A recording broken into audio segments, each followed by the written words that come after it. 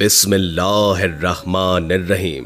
नाज़रीन, आज की वीडियो में हम आपको 7 जवान बहनों और कुत्ते के किस्से के बारे में बताएंगे, इसलिए वीडियो को आखिर तक लाजमन देखिएगा। बहुत ही पुराने जमाने का किस्सा है कि मुल्क ईरान में कालीन का कोई सौदागर रहता था। उसकी 7 बेटियां थी, बेटा कोई नहीं था। उसकी बीवी मर चुकी थी। उसने दूसरी शादी इसलिए नहीं की थी कि सौतेली माँ न जाने बच्चियों के साथ कैसा सलूक करेगी। सौदागर अपनी बच्चियों के साथ एक बहुत बड़ी हवेली में रहता था। उनका एक और साथी भी था और वो था एक कुत्ता जिसका नाम जन्नादा था। जन्नादा सबसे छोटी बहन आयशा का लाडला था। उसने उसे पाल पोस कर बड़ा किया। आयशा उसे खाना खिलाती, उसको पिलाती और नहलाती और उसके साथ खेलती थी। वो जन्नादा से इस तरह बातें करती थी जैसे वो किसी इंसान से बात कर रही हो। जन्नादा असल में कुत्ता नहीं था, बल्कि वो एक जिन था और जिन भी खुश मिजाज और इंसानों से मोहब्बत करने वाला था। बस दिल बहलाने के लिए वो कुत्ते की शक्ल में सौदागर के घर में रहने लगा था। सौदागर हर रोज सुबह सवेरे बाजार जाकर अपनी दुकान खोलता,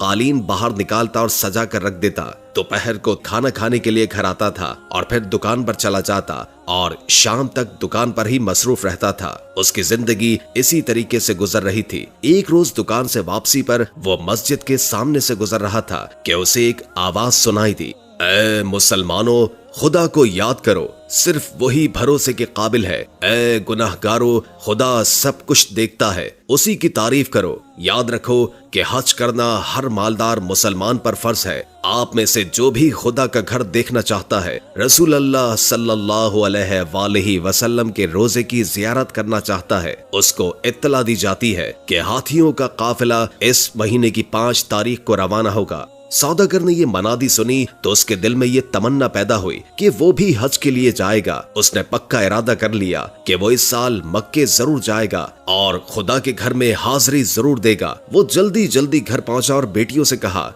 कि मेरी प्यारी बेटियों, तुम देख रही हो कि मेरे बाल सफेद हो चुके हैं, लेकिन मैंने अभी तक हज का फर्ज अदा नहीं किया और ना ही रसूल मकबूल हजरत मोहम्मद मुस्तफा सल्लल्लाहु अलैहि वसल्लम का रोजा मुबारक देखा है। इस साल मैं ये फर्ज जरूर पूरा करूंगा, लेकिन मेरी बच्चियों, अगर मैं हज पर गया तो मुझे तुम्हारी फिक्र लगी रहेगी। मेरे पीछे तुम्हारी देखभाल करने के लिए कौन रहेगा? ये सुनकर उसकी बेटियां उदास होने के बजाय खुश हुईं और बड़ी लड़की कहने लगी, अब्बा जान, आप जरूर तशरीफ ले जाएं और हमारी फिक्र न करें, जन्नादा हमारी हिफाजत करेगा। आयशा ने भी बाप को तसल्ली दी। लड़कियों ने खुशी खुशी बाप का सामान बांधा और खाने पीने की चीजें पकाकर उसके साथ रख दी। कुछ चीजें कच्ची भी बांध दी ताकि बाप को लंबे सफर में किसी किस्म की तकलीफ का सामना न हो। उस जमाने में ईरान से मक्के जाने और वापस आने में 1 साल लग जाता था। सौदागर ने अपनी बेटियों के लिए साल भर के खाने पीने का सामान घर में डाल दिया। जरूरत की हर चीज खरीद कर दे दी ताकि लड़कियों को किसी किस्म की तंगी न हो। फिर उसने उन्हें नसीहत करते हुए कहा, घर से बाहर कदम नहीं रखना, कोई भी आए दरवाजा हरगिज नहीं खोलना। जब तक आप नहीं आएंगे हम दरवाजा नहीं खोलेंगे। लड़कियों ने अपने बाप से वादा किया। सौदागर ने बेटियों को गले लगाकर उनको प्यार किया और फिर उन्हें खुदा के हवाले करके हज पर रवाना हुआ। उसे यकीन था कि जन्नादा की मौजूदगी में घर के अंदर दाखिल होने की कोई भी जुर्रत नहीं करेगा। लड़कियों ने दरवाजे को अच्छी तरह बंद किया और हवेली में आराम से रहने लगी। जन्नादा उनके साथ था। वो सारा दिन सहन में उनके साथ खेलता था और रात को आयशा के पास सो जाता। कई हफ्ते इसी तरह गुजर गए। एक दिन दरवाजे पर जोर जोर से 3 बार दस्तक हुई। फिर एक औरत की आवाज आई, दरवाजा खोलो। सातों बहनें दरवाजे के पास जमा हो गईं और पूछा कि कौन है आप? बाहर खड़ी औरत बड़ी नरमी से बोली, प्यारी भांजियों, मैं तुम्हारी खाला हूँ, तुम्हारी अम्मी की सगी बहन। आयशा ने फौरन कहा, मेरे ख्याल से आपको गलत फहमी हुई है। बड़ी बी, हमारी तो कोई खाला नहीं। हमारी अम्मी जान हमारे अब्बा जान की तरह अपने माँ बाप की अकलौती बेटी हैं, इसलिए हमारी ना तो कोई खाला है और ना ही कोई मामू। अब्बा जान के सिवा हमारा कोई रिश्तेदार नहीं, अलबत्ता खुदा है जो सबका है। अहमक लड़की, औरत ने बाहर से जवाब दिया, तुम तो उस वक्त पैदा भी नहीं हुई थी जब मेरी शादी हुई और मैं अपने माँ बाप का घर छोड़कर परदेश में चली गई। बड़ी प्यारी बच्चियां हो तुम, शाबाश, दरवाजा खोलो। देखो बहुत देर हो गई है और बाहर इतनी तेज धूप है कि मेरा भेजा पिघल रहा है। कोई साया भी नहीं है कि इसके नीचे खड़ी हो जाऊं। बड़ी अच्छी हो तुम, जल्दी से दरवाजा खोलो। थोड़ी देर आराम करके तुम्हें मजे मजे की कहानियां सुनाऊंगी, दूसरे मुल्कों के बारे में बताऊंगी, तुम्हारी अम्मी और नानी के बारे में बताऊंगी। बहनों ने एक दूसरे की तरफ देखा और फिर मशवरा करने लगी। नहीं, हरगिज नहीं, आयशा ने कहा, खुदा के वास्ते दरवाजा न खोलना। मुझे यकीन है कि ये औरत हमारी खाला नहीं है। अगर ये सचमुच हमारी खाला है तो भी हमें दरवाजा नहीं खोलना चाहिए, क्योंकि अब्बा जान ने सख्ती से मना किया था। और आप ये भी जानती हैं कि जो अपने माँ बाप का कहना नहीं मानते वो बड़े बदनसीब होते हैं। जन्नादा पास ही खड़ा था, वो एकदम भौंकने लगा। यानी मैं जन्नादा हूँ, आप सबका रखवाला हूँ। जो कोई भी आपको नुकसान पहुँचाएगा मैं उसकी बोटियां कर दूंगा। कुत्ते की आवाज सुनकर नकली खाला वहां से खिसकती हुई बोली, कितनी गंदी बू आ रही है इस कुत्ते से। जन्नादा जिन था, इसलिए वो बुढ़िया की आवाज से ही समझ गया कि वो कौन है। असल में वो चुड़ैल थी। जन्नादा को मालूम था कि वो बच्चियों को खाने के लिए आई है, और चुड़ैल भी ये जानती थी कि जब तक ये जिन बच्चियों की निगरानी कर रहा है वो उन्हें नहीं खा सकती, क्योंकि कुत्ते जिन, भूतों और चुड़ैलों के जानी दुश्मन होते हैं। सारी रात चुड़ैल घर के इर्द गिर्द मंडलाती रही। रात के वक्त वो अपनी असली शक्ल में घूम रही थी। लंबे लंबे तेज दांत, बाल ऐसे कि जैसे सांप कुंडली मारे बैठा हो। वो जोर जोर से चीख रही थी, इस घर में 7 छोटी छोटी लड़कियां हैं, कल मैं इन सबको चट कर जाऊंगी। कुत्ता सारी रात भौंकता रहा। मैं भी जन्नादा हूँ, इन बच्चियों का रखवाला हूँ, इनका तू बाल भी बीका नहीं कर सकती। अगले दिन फिर चुड़ैल औरत के भेष में आई और दरवाजा खटखटा कर बोली, प्यारी भांजियों, दरवाजा खोलो, मैं तुम्हें देखकर आंखों को ठंडा करूंगी। मेरी मरी हुई बहन की निशानी हो तुम। देखो, मैं तुम्हारे लिए देश देश के तोहफे लाई हूँ। जब चुड़ैल ने ये कहा तो बाकी 6 बहनें दरवाजा खोलने के लिए दौड़ी। नाना, आयशा ने चीख कर कहा, हमने अब्बा जान से वादा किया था कि उस वक्त तक दरवाजा नहीं खोलेंगे जब तक कि वो खुद ना आए। और फिर हमारा कुत्ता जन्नादा सारी रात भौंकता रहा है। वो हमें बता रहा था कि ये औरत एक चुड़ैल है।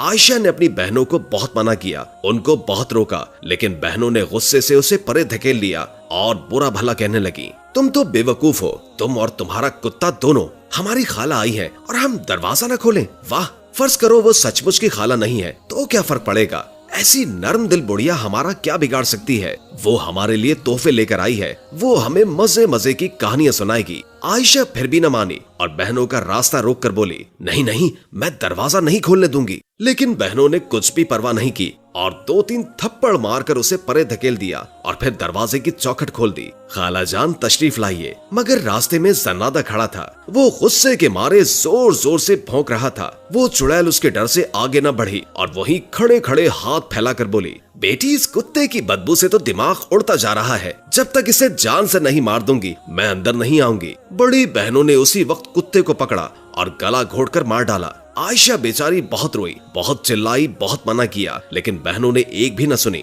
वो 6 एक तरफ और आयशा अकेली एक तरफ। वो गरीब क्या कर सकती थी? आयशा को कुत्ते के पास छोड़कर बाकी बहनों ने बड़ी बी को अंदर बुला लिया। जो ही चुड़ैल ने दरवाजे के अंदर पांव रखा, मुर्दा कुत्ते की लाश भौंकने लगी। बुढ़िया फिर पीछे हट गई और बोली, तौबा तौबा, मरे हुए कुत्ते से तो और भी बुरी बू आ रही है। मैं तो अंदर नहीं आऊंगी, पहले इस कुत्ते को जला दो। बड़ी बहनों ने फौरन कुत्ते की लाश को जला दिया। आयशा उन्हें न रोक सकी, लेकिन जब आग अच्छी तरह बुझ गई तो कुत्ते की राख समेटकर रुमाल में बांध ली और अपने पास रख लिया। फिर अलग बैठकर अपने प्यारे कुत्ते को याद करके रोने लगी। बहनों ने बुढ़िया के लिए अच्छे अच्छे खाने तैयार किए, उससे मजे मजे की बातें सुनती रहीं। दिन के वक्त तो बुढ़िया लड़कियों के साथ हंसती और बोलती रही जैसे सचमुच की खाला हो। उसने लड़कियों को तोहफे भी दिए, लेकिन जब रात हुई तो वो अपनी असल शक्ल में आ गई। उसकी आंखें अंगारों की तरह चमकने लगी, छुरियों की तरह तेज और लंबे दांत बाहर निकल आए, बाल सांप की मानन फनकारने लगे, हाथ तेज नाखूनों वाले बन गए। वो बेचैन होकर इधर उधर टहलने लगी और चीखने और चिल्लाने लगी, इस घर में 7 बहनें हैं, मैं आज इन सबको खा जाऊंगी। आयशा को बुढ़िया पर पहले ही शक था। वो जल्दी से चारपाई के नीचे छुप गई। बाकी 6 बहनों को खबर न हुई। चुड़ैल ने उन सबको पकड़ लिया। सबसे पहले उसने बड़ी बहन से पूछा, मेरे नर्म नर्म चूजे, बोल तुझे कहाँ से खाना शुरू करूं? मेरे सर से खाना शुरू करो। क्योंकि उस अहमक ने आयशा की बात न समझी, बड़ी बहन ने जवाब दिया। बुढ़िया ने मजे लेकर बड़ी बहन को खाया। फिर इससे छोटी बहन के पास गई और बोली, मेरे नर्म नर्म चूजे, बोल तुझे कहाँ से खाना शुरू करूं? पहले मेरे अहमक हाथों को खाओ, क्योंकि उनसे मैंने आयशा को मारा था। दूसरी बहन ने जवाब दिया। चुड़ैल उसके हाथों की हड्डियां चबाने लगी। जब सारी लड़की उसके पेट में चली गई तो उसने तीसरी लड़की से पूछा। लड़की ने जवाब दिया, पहले मेरे कानों को खाओ, क्योंकि उन्होंने आयशा की एक न सुनी। चुड़ैल ने तीसरी बहन को भी निगल लिया। जब उसने चौथी बहन से पूछा तो उसने कहा, पहले मेरी टांगे खाओ, क्योंकि इन बेवकूफों ने आयशा को मारा था। चुड़ैल ने उसे भी हड़प कर लिया।